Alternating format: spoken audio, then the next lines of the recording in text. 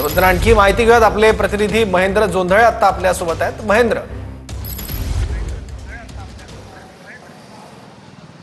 Sir, Latur महानगरपालिकेचे आयुक्त बाबासाहेब मनोहरे यांनी स्वतःच्या रिव्हॉल्वरमधून गोळी झाडून घेतलेली आहे आणि त्यांना तातडीनं लातूरच्या खाजगी रुग्णालयामध्ये भरती करण्यात आलेलं आहे। त्यांच्यावर रात्रीपासून जर आपण लक्षात घेतलं तर 2 शस्त्रक्रिया जे आहेत ते करण्यात आलेले आहेत आणि प्रकृती स्थिर असल्याचं डॉक्टरांनी सांगितलेलं आहे।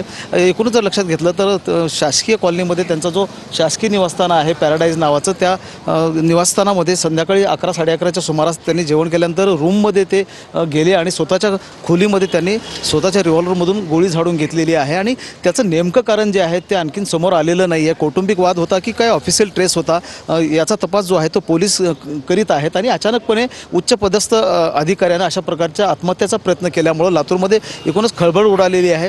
लातूरच्या या सह्याद्री रुग्णालयामध्ये नेते मंडळींची आता त्यांना पाहण्यासाठी जी काय ती भेटी होत आहेत आणि प्रकृती जी आहे ती चिंताजनक असल्याचं डॉक्टरांनी सांगितलेलं आहे। एअर ॲम्ब्युलन्सचा साठी जी तयारी आहे ती करण्यात आलेली आहे। गरज पडली तर त्यांना मुंबईला शस्त्रक्रियेसाठी हलवण्यात येऊ शकतो, अशा प्रकारची सध्या परिस्थिती आहे। ठीक आहे, धन्यवाद या माहितीबद्दल। लातूरच्या खासगी महेंद्र जोंधळे रुग्णालयावर उपचार सुरू आहेत। लातूर मनपा आयुक्तांनी स्वतःवर गोळी झाडलेली आहे। डोक्यात गोळी लागल्यानं बाबासाहेब मनोहरे हे गंभीर जखमी आहेत। लातूर पालिका आयुक्तांनी आत्महत्येचा प्रयत्न केलाय, पण हा प्रयत्न नेमका का केला हे अद्याप कळू शकलं नाहीये।